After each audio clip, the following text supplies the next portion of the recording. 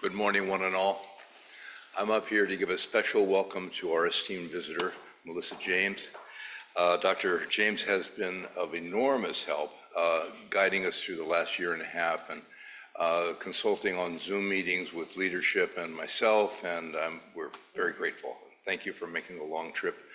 She drove up this morning from San Diego County and made it. Thank you. Dr. Melissa James has served on the Pacific Western Region Congregational Life Staff since 2020. We had Reverend Carlton speak, and he confided, I was praising Melissa, he said, I'm very proud to have selected her and hired her. She earned her Master of Arts from the Lutheran School of Theology in Chicago with a focus on faith and justice. Melissa holds a PhD in ethics and social theory from the Graduate Theological Union in Berkeley, California. Her 2 degrees are from the 2 top theological centers in the world, so she knows her stuff. Melissa is the Pacific Western Region Specialist for Stewardship, LGBTQIA+ inclusion and gender justice, and non-congregational covenanting community. She lives in La Mesa, California with her wife and 5-year-old daughter, and we are just delighted to have her here today. And now I will introduce Jean. By the way, Jean Northsinger put together a very complicated program today and gets high praise for her diligent work. Thank you, Jean.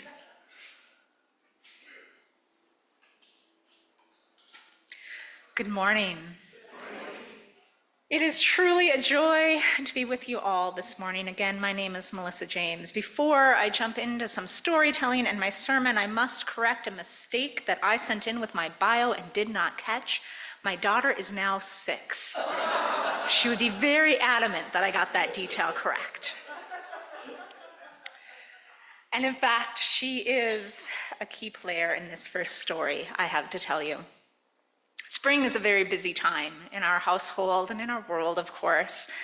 Living down in San Diego, it's also the time when we pretend like there's a season change and we put in our spring beds in our gardens. Every year down by us, there is a festival that happens called Tomato Mania. It's lovely. It's a chance to go around to local nurseries and buy every sort of tomato that you could possibly want, buy the plants and plant them to plant in your garden. We've had a tradition of going to Tomato Mania for a number of years. But when it came around to be the time to go to Tomato Mania, and I was looking at the spring and everything that was going on, my wife turned to me on a Saturday morning and said, Tomato Mania is today. We should go. And I took a breath. And of course, I was excited to go, but then I realized that buying tomato plants means planting tomato plants and tending tomato plants. And I told them, I just don't have bandwidth to take care of a garden this spring. And of course, the response was, that's okay, I'll do it. And I looked at them and said, you will? And the answer was, yes, I'll take care of the garden. We can just get a couple of plants. And so my wife, my 6-year-old, and I got into our car, drove to this lovely nursery. It has chickens running around and California native plants, and it's just fantastic. And it was a beautiful Saturday day. And we found parking right in front of it, and all the stars were aligned for us to go to Tomato Mania. And we got in, and as we were getting out of the car, I reminded my daughter and my wife, we're only getting a couple of plants. And then we got into Tomato Mania. And then we saw all the plants. And my daughter's excitement started to grow, and my wife's face lit up, and I started to catch the tomato fever, and I'm like, let's get all the plants. And so we went around because my wife Abby is like, there are these kinds of plants that I want, and my daughter was picking this plant and this plant and this plant and this plant. And we went home with a whole flat of tomatoes, some watermelon, my daughter's favorite plant, California poppy, and a whole fistful of seeds. And I again reminded them, remember when I said I didn't have the capacity to do this? Oh, we'll take care of it. Right, Leva? My daughter. Oh, yeah. So guess who spent that afternoon tending to the soil and planting the seeds and getting we got the watermelon in? Yeah, it was not them. It was me. Our lives are filled with moments like when I got to Tomato Mania, aren't they? Stories of moments that change the way we think, even if it's just for that moment. Our lives are filled with stories of dreams and hopes, of missed opportunities and new beginnings and surprises. Kindra Hall wrote a book called Stories That Stick. She's a storyteller who teaches people how to do stories and brings them to life. Now, there are lots of ways to tell stories, but the framework she gives is a simple one, that stories themselves, good stories, stories that stay with you, are the stories that start with a normal, have what she calls an explosion or a pivoting point, and then create a new normal. How many times in our lives have we had a normal disrupted by something, some sort of explosion or pivot or whatever it is, and we were left to create a new normal? We see that in our personal lives, from gardening days that I didn't think we were going to have a garden, to we coming home with a flat full of tomatoes, to loss, to retirement, to changing of the school year, to global events that change our life. We certainly have it in community, don't we? Positive ones, like growing so big you needed to build this beautiful place to worship. Challenging ones, like not seeing each other for months and months because of a global pandemic.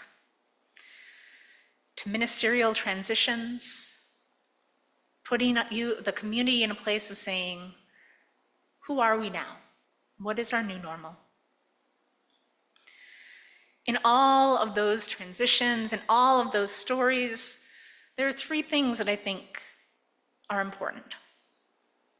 When we move forward together, there needs to be focus on who is holding that understanding of what that new normal could be. Who is tending to the possibilities that will create that new normal? And who is doing, and what are we doing to make that happen? Now, certainly my wife held the vision of the garden. By default, I ended up tending it. For the doing, we'll come back to that in a little bit. Living in a new normal is like writing a new story, because life is cyclical like that. Just as we get to creating our new story, that becomes a new normal, and we're in it again and again and again. And that liminal time, that in-between time when we create our new stories, can be exciting, can be challenging, can be uncertain. But what I love about Unitarian Universalist communities is that we have something bigger to hold us as we create that vision of a new normal to hold, and that is covenant. Covenant is that bond that connects everyone within the Live Oak community to one another. What connects you to the wider Unitarian Universalist Association and to the values that we hold dear. And as we figure out what our new story is that we hold and we tend and we live it out, that can be hard. It can be exciting, depending on your approach to change. And often, we can get tripped up when we think we're actually in line, because we start saying things that sound the same when we actually aren't sure if it means the same thing. Let me give you a story of a time when, in just a moment, my entire worldview got shifted because of a word that meant something different. As a young adult, I spent a semester living in Calcutta, India. It was a challenging time. It was the fall of 2001, which is, of course, a challenging time in the world. And I was living with my host family. And the way that my program was set up is in the morning, I would go to my volunteer placement, which was a school for street children. And I would tutor children in math and English and just be a positive presence, attempt to be a positive presence in their lives. And in the evening, I'd get to go to the roof of the building of our mentor and have samosas and hear about Indian music and Indian history and Indian philosophy. It was a challenging but amazing time. Now, I had been working with children for a very long time at that point, even though I was just a young adult. And here in the States, I had come up with my own sort of philosophy and understanding and had worked hard to figure out how you work well with children. And a huge part of my understanding of children that I actually still hold to this day is that children are full and complete human beings who deserve respect and who I can be a place of either disempowerment or empowerment, depending on my choices with them. And so whenever possible, I would choose empowerment. And that's what I thought I was doing. See, in the fall, there is a festival called the Shiva Festival in Calcutta. And neighborhoods and groups create these huge altars and testaments to the god Shiva. They deck out their entire neighborhoods. They have these, and it's beautiful, like just over the top incredible. You go and you see the colors and the flowers and these huge statues of Shiva, one of the gods, and music and food and the smells of all the spices and the sound of all the music is overwhelmingly beautiful. Intense, but overwhelmingly beautiful. And it's a tradition there that school children will be taken around on a field trip to go and see these different neighborhoods, to see the different Shivas. I happen to be lucky enough that I was still at this school for street children when it was their turn, that their funders had found enough money for them to rent some buses and go around to see all these Shivas around the city. There was one young lady in particular that I had grown fond to, and we'd been very close. And so in my approach to respecting her and seeing her as a full, complete human, and with a rule that I had developed internally that said empowerment includes when a child asks to help, you let them. Seems like a decent rule. So she asked to hold my backpack. And so I let her, thinking that this was an empowering move. But you have to understand, I was a 20-something white girl from Iowa and Minnesota.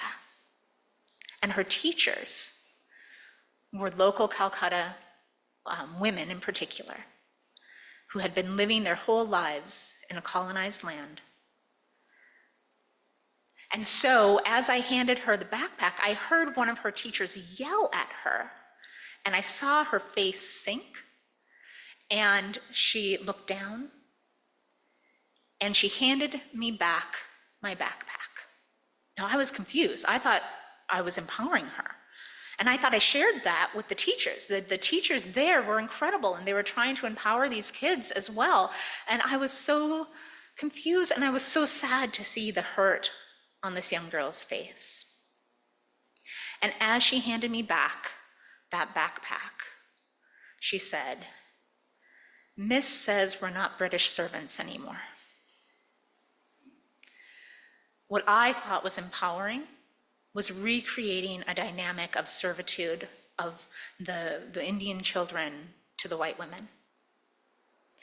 My entire world and understanding of what it means to empower changed for the better, but hard in a difficult way in that moment.